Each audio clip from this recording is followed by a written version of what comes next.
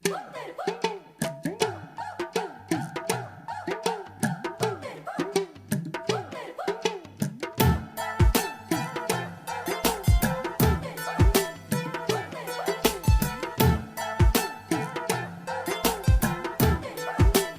चढ़दी ए शिकार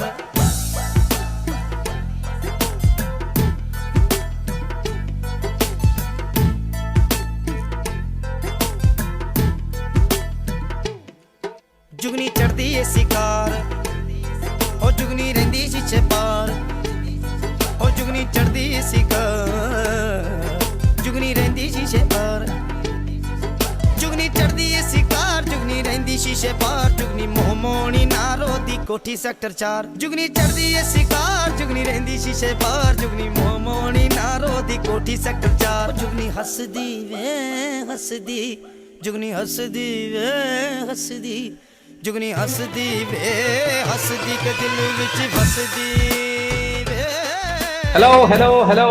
Welcome to the 14th episode of the Cut to Scene podcast.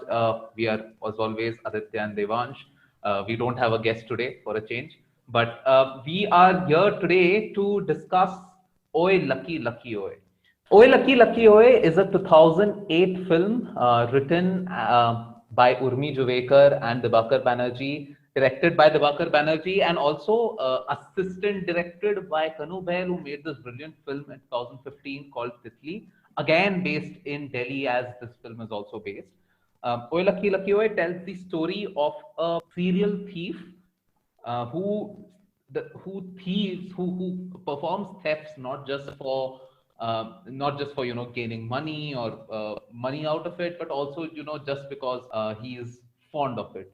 He's almost a kleptomaniac, and it features Abhay Deol as this thief called Lucky, who is finally caught by the police at one point in time, and he sits in one of the rooms, reminiscing about his childhood, about his adult life, about his love life, about how he himself got conned, and finally how he got caught. Yeah, it also stars Paresh Rawal in a triple role. And Neetu Chandra, and was also the film that introduced Richa Chadda to the industry. So to get into it, it's an interesting story. It's a nice it has nice Dibakar Banerjee vibes to it.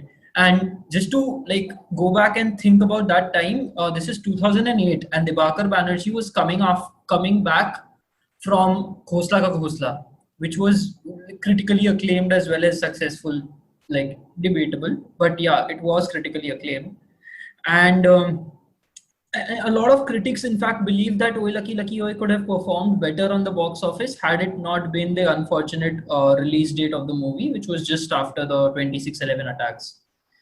So because in 2008 there were some brilliant movies, there were some movies which did brilliantly, Rock On, this one, then I think Jab We Met was 2007, but yeah, basically in that era. So yeah, here we have a pretty unconventional story if you look from the lens of Bollywood, right? And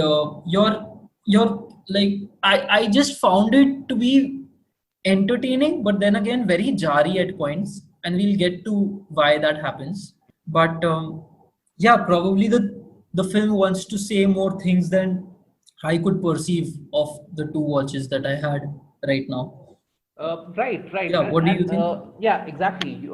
And it's good that you say, that the film wanted to say more than you actually could perceive. I think that is something that I've noted about, all Dibakar Banerjee films that I've watched so far. Starting from okay, maybe not Khosla Ka Khosla too much, but apart from that, all of them. Some of those films I've enjoyed, for example, Love, Sex or Dhoka. Some of them I've not enjoyed at all, for example, Shanghai. But the fact remains that his films always want to say a lot, which might not, present itself to your perception in the first watch or even the second watch, as you mentioned. What other films of his have you watched, Devansh? I've watched Khosla Ka Khosla, Love, Sex or Dhoka, Oye Lucky, Lucky Oye, and the film that he did for Lust Stories, the one with Manisha Koirala. So I've watched these. Right. And Titli I watched, but then he wasn't there in a directorial or a writer capacity in that movie. Right. Yeah, and it's so it's surprising to me at least that people like, okay, it's not really surprising, but people like Anurag Kashyap, Vikramaditya Motwane all say that if you could take the talents of some director and put it inside you, who would it be? The answer is always Dibakar Banerjee. So he is certainly acclaimed a lot by his peers. I mean, his generation of filmmakers. For one, do not understand why that is, because I don't think he's as good a storyteller as the others. This might be just me, but I always get the vibe that when I start watching one of his films, I always get the vibe that it's some pseudo intellectual Bengali guy who's trying to tell stories where the themes are not given enough exposition for them to actually be understandable to you.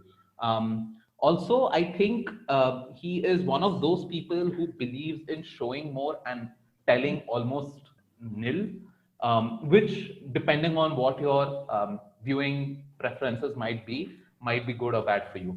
Personally, I find films which have a nice balance of both show and tell to be most enjoyable, and those are the kind of movies that I like to watch. For example, let me take a case in point, and I know you have not watched this film, but let's take Shanghai for instance. Shanghai is this 2011 or 2012 movie, which was, I mean, the trailer of the movie. If you watch it, it's a brilliant trailer. It's basic, and the music of the film again is brilliant. This song Bharat Mata Ki Jai from that movie is extremely popular, and it goes Bharat Mata Ki Jai, bolo, Sone ki chidiya, dengue malaria, good bhi hai gobar bhi, Bharat Mata Ki Jai. And that is actually a good way of understanding the film. The film actually wants to say that there are politicians, corrupt officers who keep saying that they will make. When the election dawns, they'll always say that in the next 5 years, Bombay is going to be Shanghai, right? Or Delhi is going to be the next Shanghai, meaning it's going to have like those tall skyscrapers, hundreds and thousands of bridges, and in general, like a very modern city in the current context. But then, how would you try to compare that with the current situation in India, right? For example, let's say things like people dying on the roads, people not getting enough education, things like that. And the film actually talks about the themes of corruption and presents it in a dark comedy way. The problem with the film, I think, is that even though it tries to talk about these themes, it does not touch on any specific one. It just shows us as it is, and I don't know if that is an extremely good filmmaking choice. I felt the same with his most recent film in Ghost Stories, which people thought, was one of the best stories there. But I thought again, there are so many. It's a lot of show and almost zero tell. And again, because I don't like it that way, I didn't like that film as well. So yeah, any other reminiscence you have, Devang? Yeah, I just remembered that I have also watched his work in Bombay Talkies, that is the Nawazuddin Siddiqui story, Star. Right. So and thinking about that actually told me that okay, I may be extending this, but then a lot of the things that he explores or he puts are pretty odd, and his choice is very, very unconventional in that if you remember, Star starts with what I think is it an ostrich? The Nawazuddin has like a bird in his house, right? He's taking care of a bird. It's like a duck. I think. I don't know. I don't know. No, I think it was an exquisite, like an ostrich or something. But anyways, point being that he has some unique choices that he makes in every film, and I love Khosla Ka Khosla because it is a very good satirical piece. That is working on that era's corruption and trying to comment on that and the corruption, and more than that, just the way people were trying to make fools of each other, and the sort of street smartness that was prevalent in Delhi. No, so that reminds me, now that you mentioned the Bombay Talkies movie, that is actually, it's an adaptation of was it Rabindranath Tagore or Satyajit Ray? One of their short stories called Pater Babu Superstar, something like that. So basically, the theme of that is that you like like this guy wants to be an actor, and he gets a role where he has to just say heh or something like that, just one word. And yeah, so I remember this because my theater guru had on the first day of our rehearsals had told us this story and had made us do that exactly, just say yes in different ways. And maybe that's the only dialogue that you have on stage, but because you're an actor and you are dedicated to the medium, you should show your full what you say you should be Range. yeah, in that one word as well. Make the most of your time on stage. Anyway, that was just an aside. So you're right. He chooses this very different out of the blue themes, or if the themes themselves are mainstream. Like for example, this movie, right? Like Oye Lucky Lucky Oye is a classic theft movie, the so-called heist movie. But he puts things which are non-mainstream in the films itself. So if you look at Oye Lucky Lucky Oye's marketing, you look at its artwork, right? The artwork that you see on the poster, you would think that it's a classic masala entertainer film. Of course, it does not turn out to be that way. It's not completely that. There's a lot of more layers to it. I mean, if they are good or bad, it's of course subjective, but there are layers to the film. So yeah, I think he is somebody who really goes above at least tries to go above what is considered mainstream, and tries to put things which are not often seen in Indian cinema into his films. Yeah. Interesting that Raja Sen gave it 4.5 on 5. Mhm. Right. Yeah, that's pretty interesting. Yeah, Raja Sen actually Anyways, has a very weird taste in movies, to be honest. Like, I mean, I like him because he gave Mukkabas 5 on 5. So yeah, I agree with him on that. Yeah. Anyway, okay. So now let's just dive in and talk about some of the technical aspects of the film. So Devansh, do you have anything to say about, let's say, the cinematography or the music of the film? so about the music, yes, I love the scoring of the film as well as the soundtrack that they've used. All the songs are brilliant. They are used at apt moments. They've been cut so brilliantly, and the background score is very good in that it is associated with with feelings of Lucky, and it gives you the flavor of North India Mm-hmm. while also creating tension. So if I was to refer to a particular scene, I remember when the young girl is passing by and his friend has died. Lucky's friend has died. They are staring at the dead body, and the young girl is passing by, right? So you hear something vibrating in the background, Mm-hmm. and that is something that comes back later also. Mm-hmm. And and all the slow mo shots, in fact, they're pretty well scored. As far as the cinematography is concerned, I'm not very sure. I didn't spot a pattern of color usage, Mm-hmm. although there obviously, like, it had a very bright and very tacky, so to say, a color palette, in the sense, because it was portraying Delhi the way like someone from West Delhi would, how Band Baja Barat would at some points. Or So even so Khosla Kabul, it Janakpuri, has a Janakpuri, similar or even pattern. yeah, Yeah, which is also right, in stark right, contrast to the way Delhi Belly tries to portray the colors, right? right. Because Delhi Belly, I mean, and we discussed this in an episode on Delhi Belly, that tries to paint this, very very non-bright image of Delhi, whereas this is Very rustic feel to it. Like the theme of Delhi Valley is Tatti, so that is why. okay, Yeah, right. Go and check out Cut to Scene episode number whatever on Delhi Belly, please. Anyway, go ahead, Devansh. yeah. What are your thoughts on the cinematography? So cinematography, I did notice a pattern. The whole the first shot. I mean, not really the first shot, but the first shot of Lucky in his childhood, where he's getting slapped by his father. That itself put the cinematography pattern in context. There was these. I mean, so I think it is. So for example, the shot is he gets slapped, and there is this. Um, the camera Yeah, pans in pull from out. beneath and comes Uh-huh. back, right? So I think that is one pattern which is constantly used in the film. There's of course a lot of handheld shot to show chaos during the heist scenes, the scenes where he steals.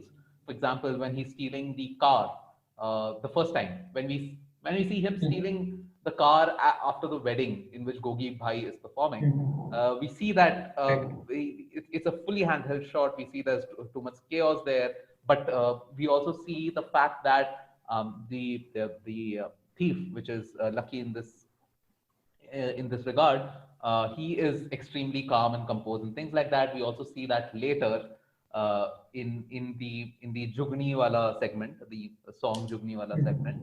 We also, of course, there's a difference in character framing that comes towards the end, where he goes to, let's say, his father's house to invite him for the wedding. That is one of the only times when we see, I mean, like, that is the start of when we start to see Abhay Deol's character actually going a bit unconfident and unsure of himself, because all the rest of the film he's been extremely sure of what he's doing. He's been extremely cool about what he's doing, even when he's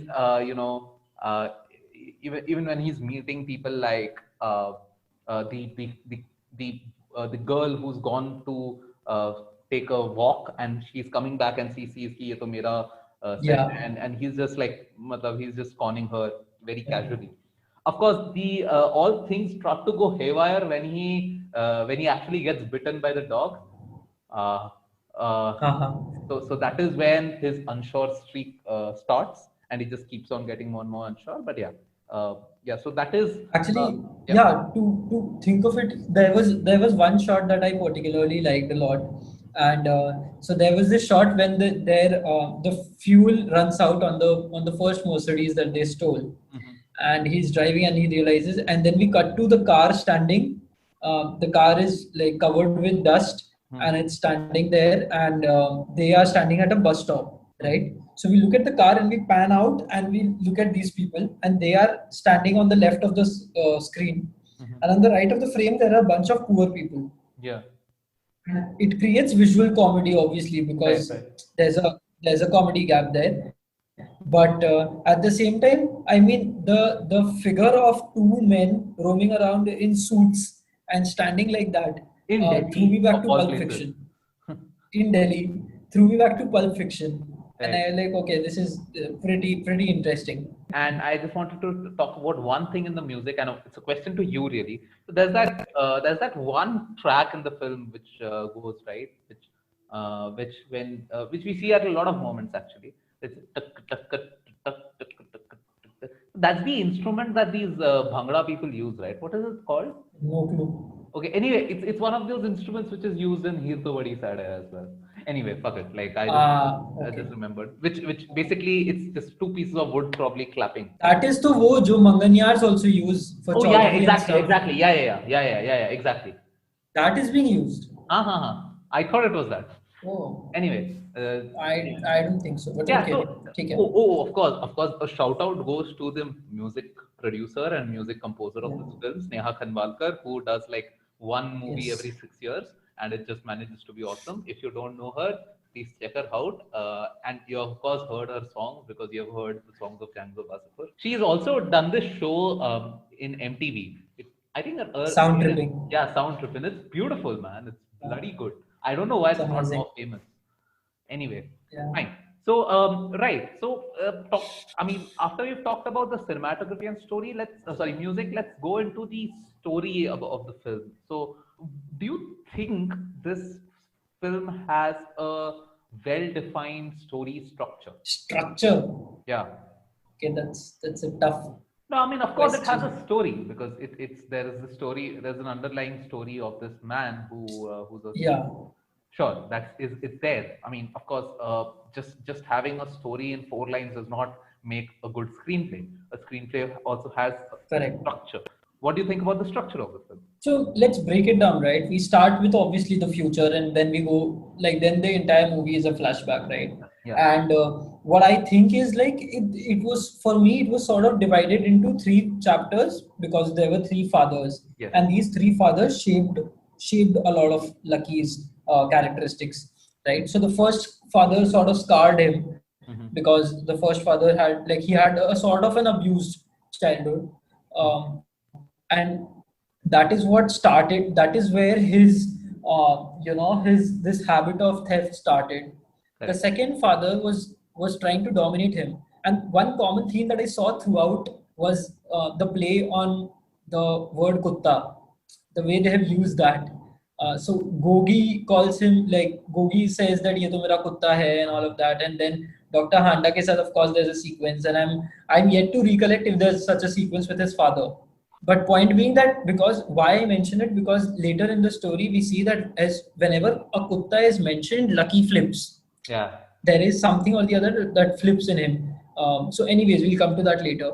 So yeah, so it's a flashback. Then there are three chapters. The first chapter is pretty short because that's sort of act one, where we are establishing that okay, this is Lucky's character. He is habituated to stealing, and his partner in crime is Bengali, right? And then we come to the second act, which starts with Paresh Rawal's character, which starts with Bogi Bhai, and this is the one where the main body of the story is occurring, in the sense that Lucky is on a spree. Lucky is forming relationships. He's making enemies. He's doing a lot of robbery, all of that, right? And Coming into but its own as a professional thief. yes, classic. So, but then, and at the end of this chapter, what you think at least is the end of this chapter, you see that Bogi Bhai has won because he has taken Lucky and thrown him into jail. Like he has gotten Lucky into the jail. He has betrayed him. Yeah. And then you see the second half of the movie, so to say, where Dr. Handa comes in. And this is the proper part where Paresh Rawal's character, his third dad, so to say, is once again going to betray him, and this time that betrayal is going to be big. And the last two dads, Gogi and Handa, are going to come together to screw this guy up, right? So in that sense, yes, there is a structure, but what goes wrong for me from a overall story perspective is that I feel there are too many, like there are loose ends and there are unexplained things that have been left. Like each Good. of these transitions, I mean, I don't know if you can call it act transitions, but there are a lot of these transitions which are purely based on montages, right? And that is one main reason why I thought this was very similar to Butch Cassidy and the Sundance Kid, which was, and in fact, I thought there were more similarities. I thought the tone of the film was also very like Butch Cassidy and the Sundance Kid. Of course, there are two characters who are running away here. There is like one person who's constantly on the run, but this year there's not a lot of tension in the run. He's just very casual when he's on the run.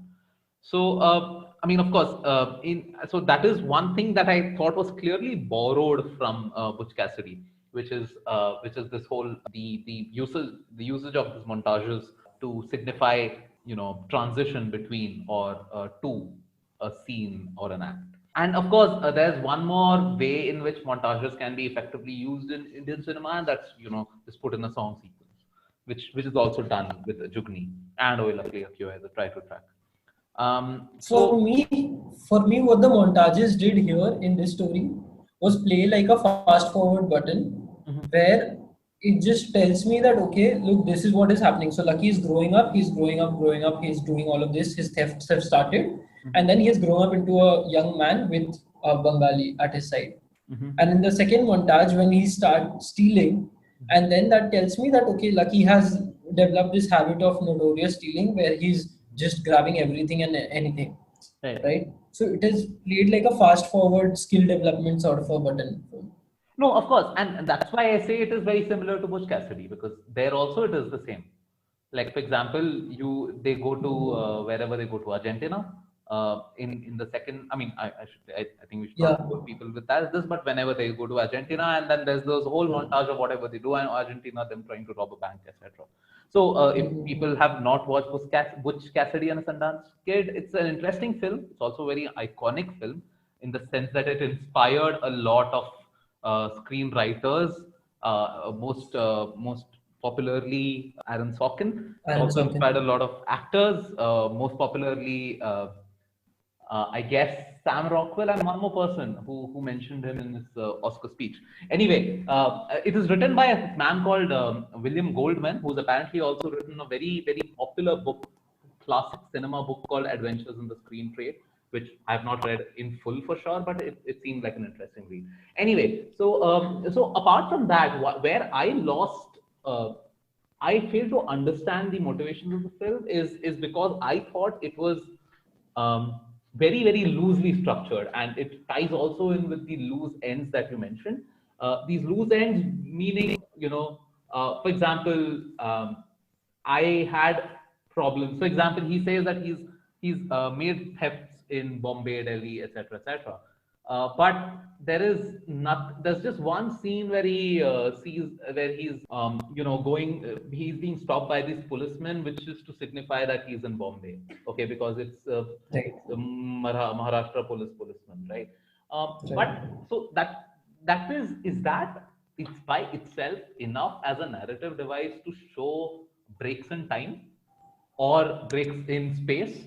I didn't think so. It didn't seem justified to me. What are your thoughts about that? Yeah, even I didn't get it because see, if you look at this character is a thief who would probably be successful in North India or in Delhi because of the way he behaves and carries himself, which is a very North Indian way, Right. right?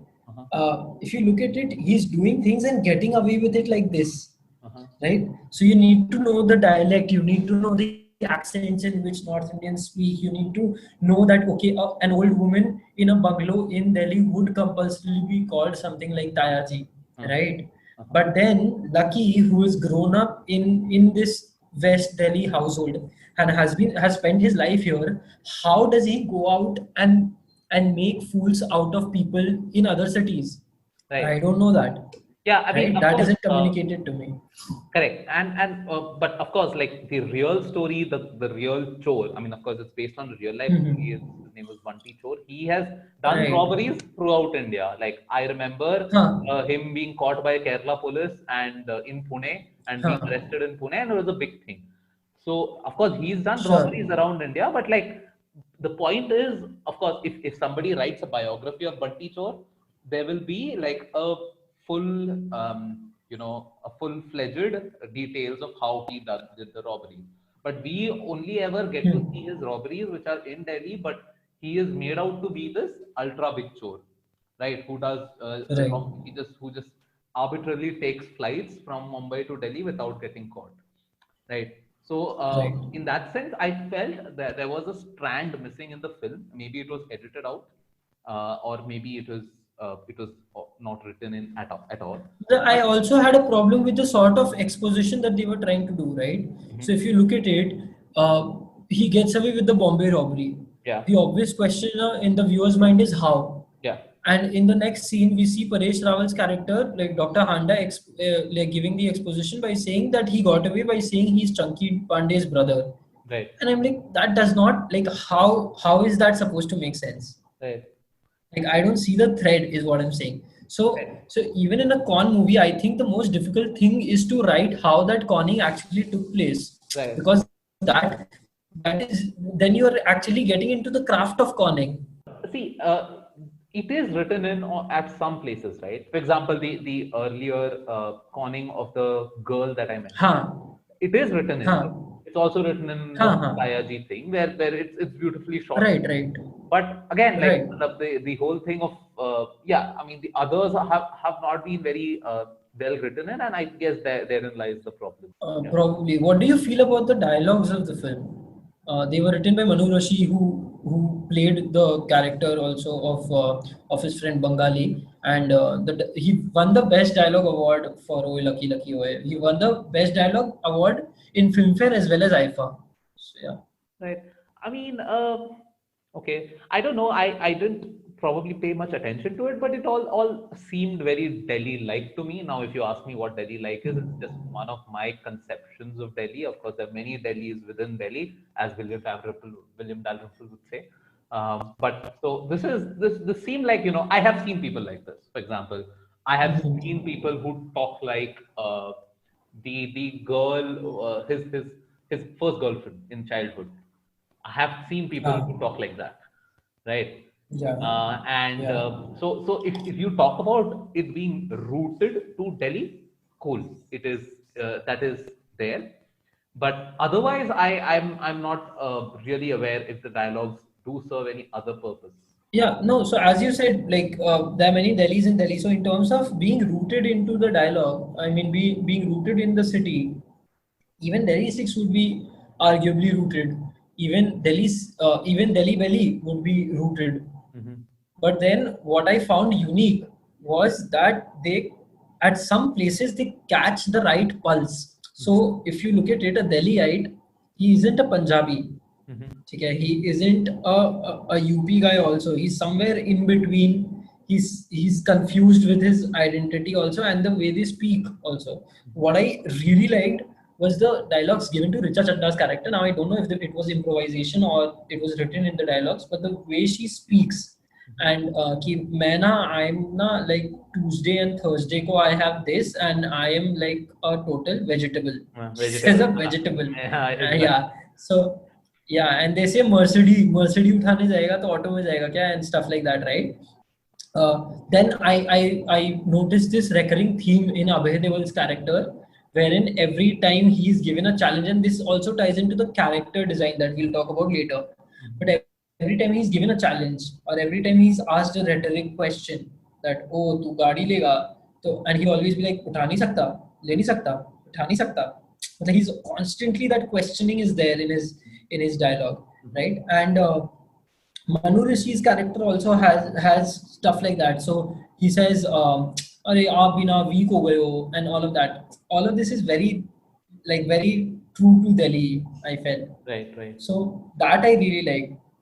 I also thought the whole conversation. I mean, it's just a personal favorite of mine. The conversation that they have after he's taken the girl out of the date, with the gadi and all, with the motorcycle in the garage kind of place.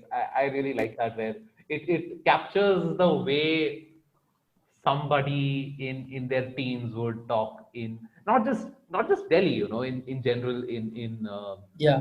the whole of India. Like और क्या क्या किस कर दिया भाई, and they're like oh Bandy, etc. And so yeah, And they catch him off guard as soon as they ask उसके बाद क्या किया, मतलब उसके बाद क्या I love you बोल दिया, and they're like बस. So yeah, that Anyway. was Right, nice. yeah. But okay, now just to touch upon that point a bit more, that I find problematic with this story is that how is it that Lucky's character, like in the first half, literally, or let's say till Handa's character comes in and plays around with him and cons him, literally faces no repercussions whatsoever, right? Because and there are things like I had a problem with my suspension of disbelief, because okay, Lucky's character looks at rich people and he wants to be like them. He sees that the Sardar boy is getting into the nightclub, he wants to get in, walks up to a store, the store guy says that it's time to close, and then him and his friend walk in with the suits. How did he get the suits? He does not have the money.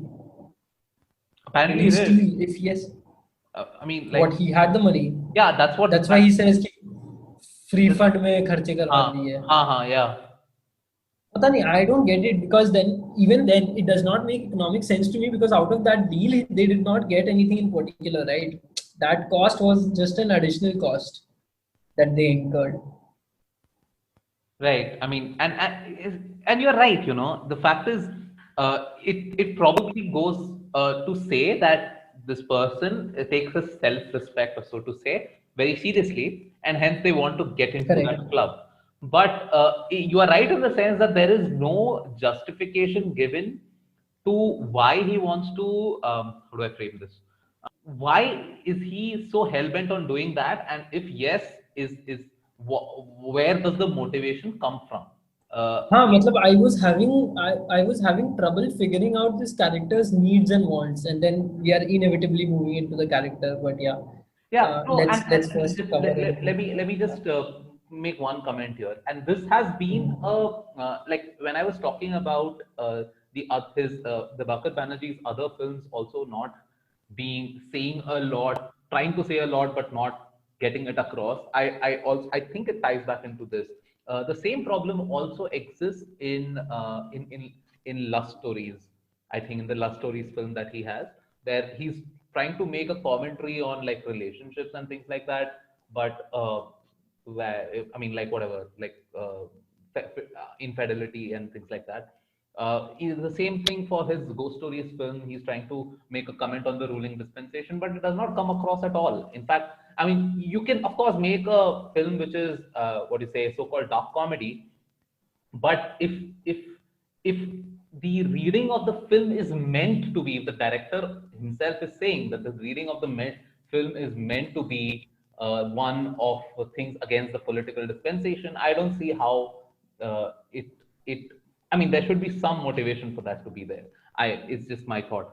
The second thing I forgot to mention earlier is, like for example, a reason, a justification that this film might warrant or might give to these arbitrary instances, especially of Paresh Rawal playing three characters, could be that it's trying to evoke a sense of magic realism. Because for example, let's say you take the starting point of that evocation to just Paresh Rawal playing three characters, three different characters, and then that could extend to him going and robbing cities, etc., etc., and that would, in principle, not be very like not it's not like a taboo thing to do. It's of course perfectly fine, because if this is a person who has fucking robbed like 200 TVs, you can afford some bit of magical realism in it. It's just that I don't think that magical realism is justified much more than Paresh Rawal having three different roles in the film. I mean, so there is this, okay, there is this interesting concept of magical realism that has stuck to me ever since I watched What's Your Rashi. Okay? Now, that the point that has stuck to me is that if you are casting someone, I mean, if the story is trying to show 12 different characters with the same face, and they give this rationale in the movie itself, is that you have liked the idea of that character, and that is who you see in every character, right? Now I'm saying, arguably, these three fathers of Lucky were like his first father, in that they were authoritative, they were abusive, and they were trying to benefit out of his character, Right. trying to gain benefit out of his character, and he felt suppressed under them. They treated him like dogs, like a dog. Yeah. So that then in my head I rationalized that, okay, probably that is why these three have the same role is being applied by these three, right? So So actually, so tell me that, one thing. yeah. But tell me one thing: is this whole teen bop wala structure?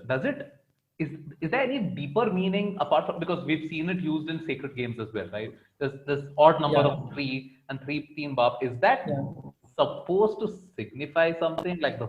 I know, like it might be like a derivative of the rule of three, wherein you say that if you are building into anything, like if you are trying to build a story and you're trying to structure it, you make something happen three times, and in the third time is when something goes off.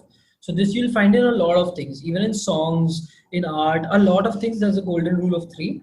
The first instance, then the second instance is the same, and in the third instance, something different happens. Of course. And that is seen in comedy also, right? Like So- third time lucky or third time unlucky wala cheese also. Yeah. Is there a biblical reference to this though? I don't think I so. don't know. Like, in the name of the Father, the Son, and the Holy Spirit? No, I don't think so. Like, I mean, No. I don't think so. Like, I mean, there might be a reading which says that, but like, I don't think so. So, I just asked this question because we've seen it being used again and again. Like, and Yeah, in correct. Sacred Games. Of course, in Sacred Games, there is a clear justification for everything. Like, why which bop is why which bop is there. Like, teen bop kyun hai, right? There's a clear justification for everything. I just don't understand why it is there in this one. I mean, it could Yeah. of course be viewed at just different narrative plot lines, and just like that. But The only thing is, I mean, then my question, then I go back to the casting choice of casting the same actor in all the three roles, and then I mean, if you're making that choice, which is an unconventional choice, right?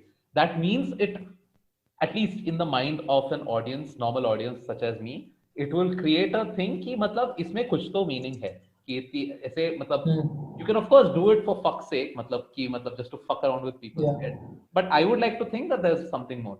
Yeah. So one thing I wanted to just say is that this was probably one of the first films. I mean, apart from Khosla Ka Ghosla, of course, which were focused on the actual Delhiites, so to say, or basically West Delhi people. Because if you see, in general, Mumbai, of course, has been the center of most of our films, but for obvious reasons, because the film industry is there. But Delhi, when Delhi has been shown in films, it has either been in the whole Delhi Sikh style, where there's a romanticism of the medieval Delhi, or it has been shown in the corridors of power, like a political film, where it is the romanticism of the modern day powerhouse Delhi.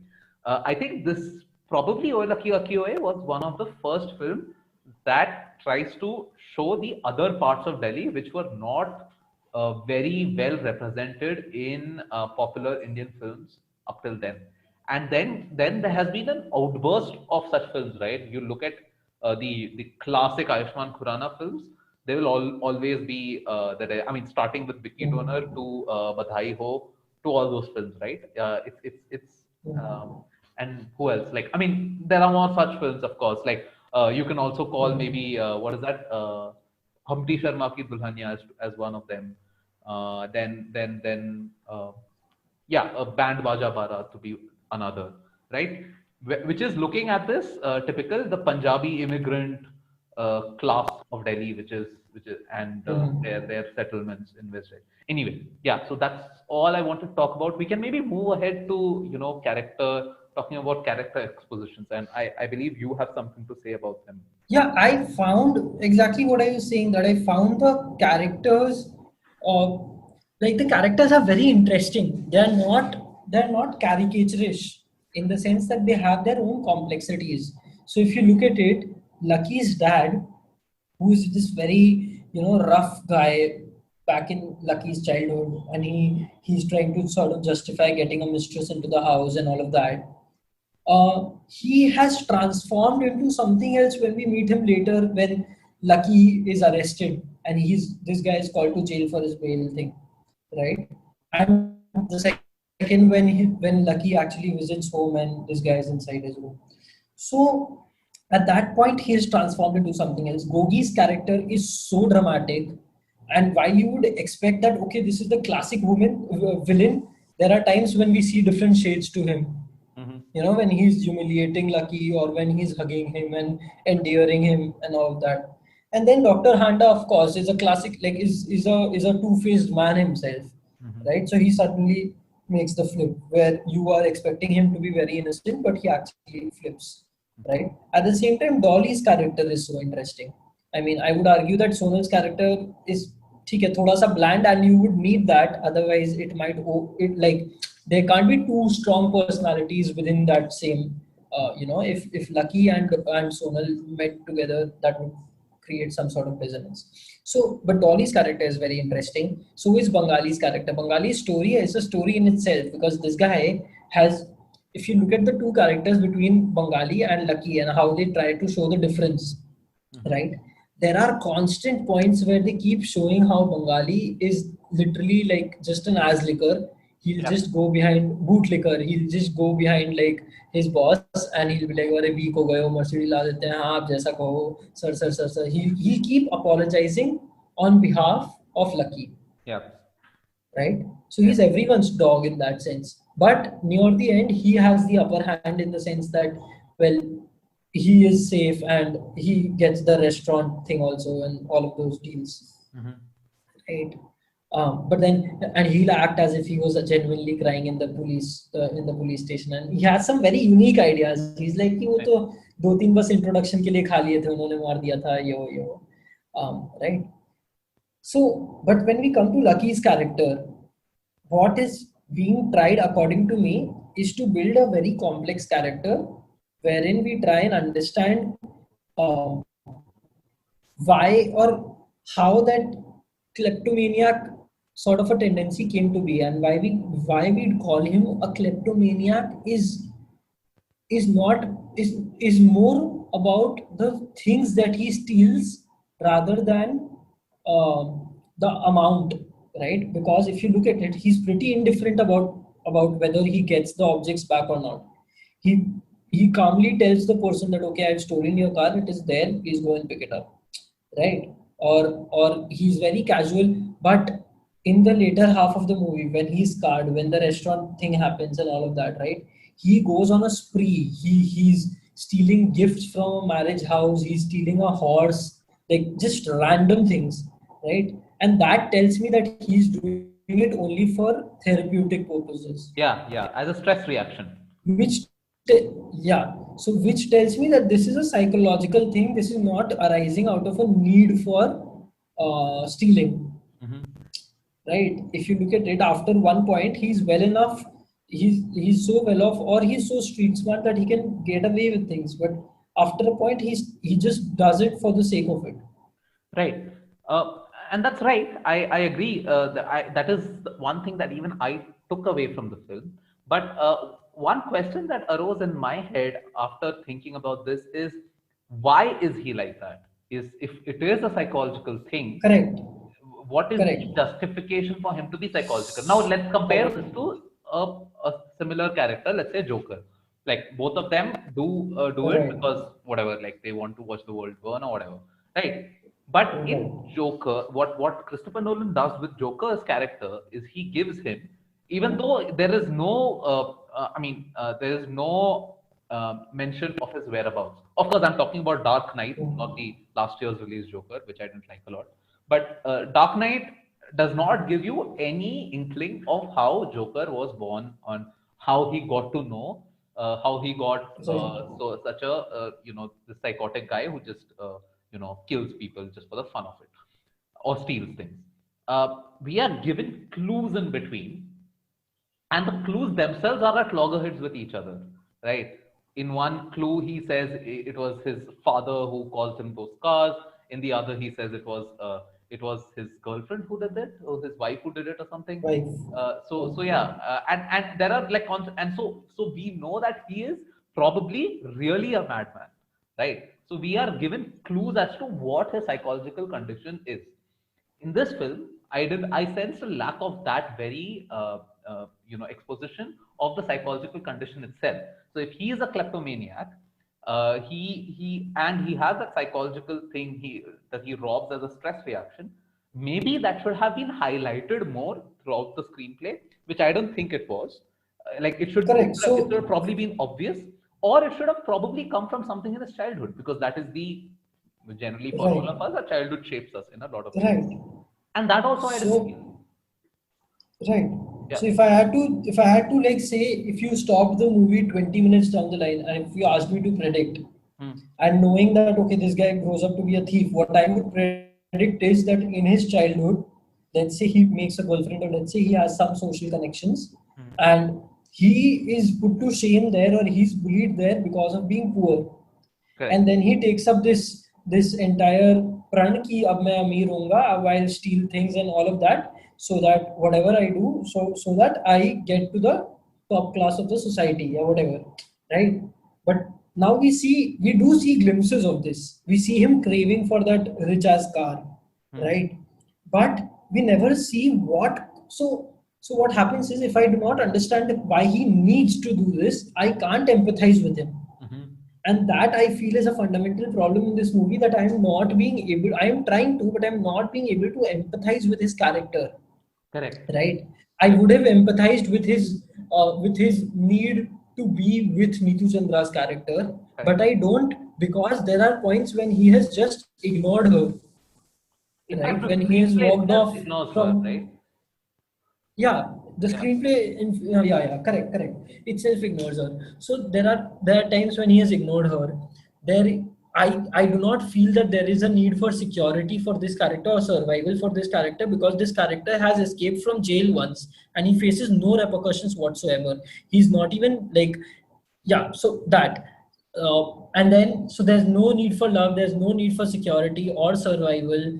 And then what you're doing is you're restricting this to either self-esteem or self-actualization, and where we see self-esteem being addressed because he goes to Babu Awasthi's house to steal it, and that is his mission. Why? Because his self-respect is hurt. Why? Because Babu Awasthi calls him a mamuli ghar ka chor. Whereas what this guy wants to be is a famous robber, like who's wanted all across India, right? And that is why he gets very happy when he sees his name in the newspaper. So then, I mean, my argument is then I do not see that scaling up to that extent. Right. So I can't empathize with him, like going for it and becoming a chor. There are other thieves that I've empathized with. Right. We have empathized with, say, Hrithik Roshan's character in Dhoom again. Oh my God, I was just thinking of that. Okay, anyway. Yeah. Right. Of course. So yeah. Yeah. And so we have empathized with thieves. It's not like that. But then I need the correct reasons to do that. Like, it was established that Hrithik Roshan ka character ka aim is that he wants to plot that A on the map, right? Right. But yeah, it's right. And one thing really struck me now when you talked about Paresh Rawal's character, Paresh Rawal's meaning his father's character, Lucky's father's character. We see a typical macho male, full of male chauvinism at the start, but then towards the end we see him as a meek rat, so to say, who's become like whose wife or his mistress is handling things for him. Now, why that change happens, we don't know. Why that change happens, even when he's sitting in the police station when Lucky is arrested for the first time, and why he's not saying anything in his true male ego style, we don't know. So there are a lot of these things which are left unanswered and maybe left to the imagination of the audience. And that is, again, this ties into what I said at the very start, is that it's just the too much focus on show and very little focus on tell that makes this and that is one problem that, as I've said earlier, is constant with all of Dibakar Banerjee's films. Right. Yeah. So in fact, to talk about his father's scenes, if you cut off his whole family angle, right, which is given a very unnecessary sentisa mode with his elder brother coming in from nowhere and all of that, right? If you give this whole senti angle to it, like if you cut this off, there is literally no difference in the character's story. Yeah. Right. It's not like even at the end he feels for his family and stuff like that. Not at all. Not at all. Nowhere in between does he mention his mom or his father or anyone. Right. Even so I don't get it. Yeah. Just chop off the first act, so to say, apart from maybe the falling in love wala bit, I don't think there's anything taken away from the film. Right? The film remains the same, and then I start wondering where the film really went wrong, in my opinion. And I mean, there will be two places where this film could have gone wrong, and most films go wrong. Is one, either in the screenplay itself, or two, in the editing. I personally think it probably went wrong in the edit some way, because I just thought it was just too jarry, the edit, and it was made so that it fits within the 2-hour mark. Anyway, actually, if you just extending this discussion by 1 minute by talking about this thing, that if you think about it, Neetu Chandra's character is, as a girl, is a very, very simple girl, right? She is rooted in her simplicity. And this is highlighted when Sonal says कि तुम्हें तो simple सी लड़कियां पसंद है ना, देखो आज मैंने makeup भी नहीं लगाया and all of that. And Neetu Chandra herself says that in the cafe. So one is that. The second thing is that he makes all this unnecessary wealth and everything, but in the end, I mean, his family still doesn't accept him. Like his brother still doesn't accept him, right? And even his father's family, the new family is having to face the repercussions of this guy becoming a thief. Correct. And if you look at it, even Neetu Chandra's character likes a simple guy because she tells him that, listen, I don't want, like, you have this rich ass car in this, and like, we are like decent colony, we can't have this car roaming around here, right? Yeah. So what he needed probably was to be rooted in his simplicity and accept how he is. But what he was trying to do is reach up and go to another society's level. Right. And the problem, that is completely fine, but the problem is the screenplay Yeah. does not justify that. Like why he wants to Huh. reach up. Apart from We like see the one same thing in arbitrary, Luck by Chance also.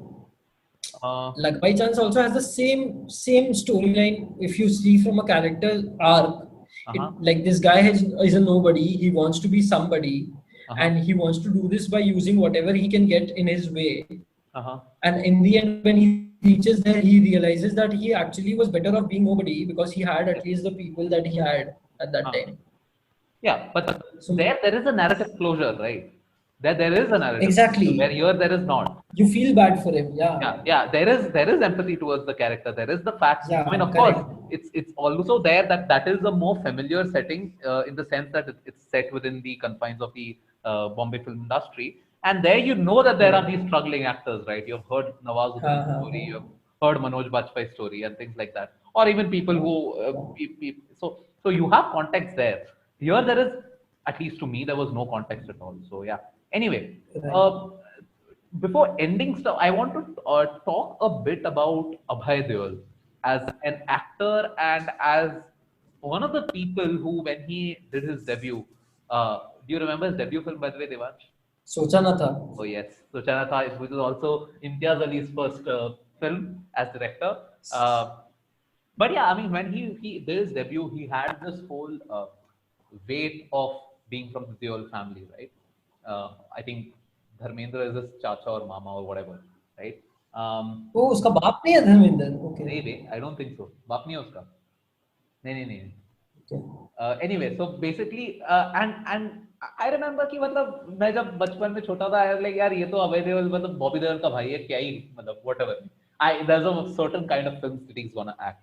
But of course, his filmography in that context has been extremely interesting, right? The directors he's worked with, Ek Chalis Ki Last Local, then after that Dev D and this film and Shanghai later, then also Zoya Akhtar and in Zindagi Na Milegi Dobara. So his whole filmography has been kind of interesting.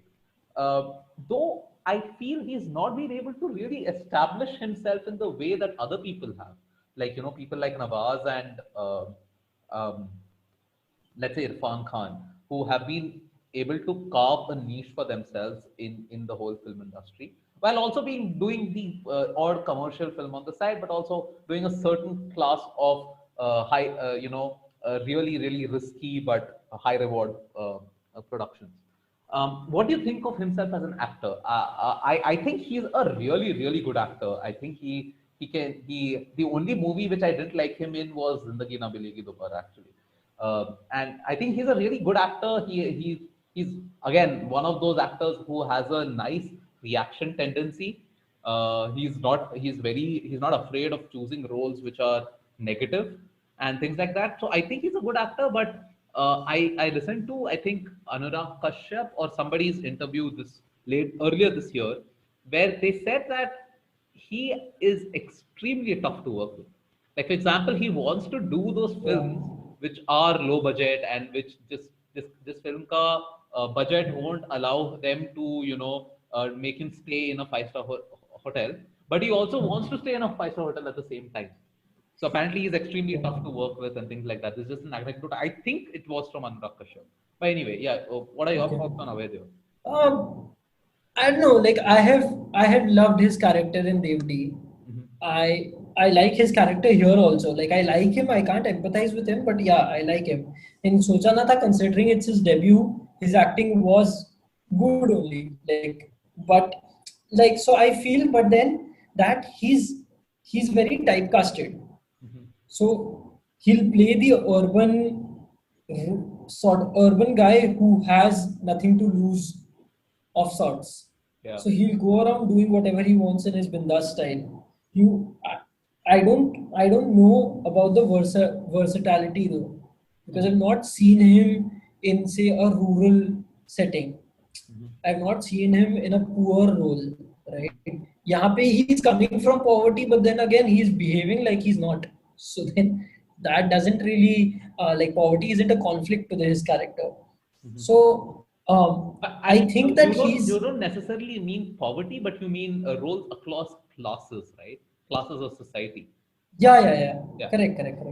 And then I feel that maybe he's good for these contemporary movies like Zindagi Na Milegi Dobara, or movies where essentially you are the rich young brat and you go haywire, Yeah. stuff like that. Right. But yeah, I mean, I think that is a limited palette. I don't know. Yeah, I mean, I was really Wow, interested. I feel like a critic. Yeah. You sounded like Rajiv Masand completely. But Yeah. but yeah, I mean, I really was looking out for him in like, for example, when I was in college and just before that as well. But yeah, I mean, he seems to have fizzled out sadly. Anyway, any final thoughts, Devansh? Would you recommend people watch this film? How many Watch stars every would you give? film. Go watch every film. Star नहीं देगा, star rating. On five, 3 characters were played by Paresh Rawal, and that was a pretty unique challenge to him as an That is actor. why And he you says that it was the come best on a experience podcast. of his life. Right. Yeah. Paresh Rawal said that. Okay. Anyway, so I guess that concludes our discussion on Oye Lucky Oye. Interesting film. Nice watch. I guess it's just 2 hours long, so you can watch it, and it It's has. available on Netflix. Okay, yeah, of course, it's available on Netflix. And yeah, there are things to think about in the film. There are things to like and there are things to hate. So of course, such films are the best watches. So please go ahead and watch them. If you watch the film already and you have any opinions about it, and or if you watch it after listening to our podcast, please do write in at Cut to Scene on Twitter and Instagram. Our DMs are open always. You can also share, like, subscribe, etc., on YouTube and wherever else we are on social media. Please spread the word. We need it badly. I mean, not badly, but like we really love it. And you can follow me on Twitter at Adi. Oh, sorry, on me on Twitter at also goes by V. On Instagram at Adi Vijay Kumar. You can follow Devansh on Twitter and Instagram on at Devnash. As mentioned earlier, you can follow at Cut to Scene on Twitter and Instagram. Yeah, that's it from our side. Stay safe, stay healthy, and please look out for the episodes which are coming in the next few months. We have some really interesting stuff lined up. Thank you. Kuch bhi. Bye. Just hyping it. Bye-bye.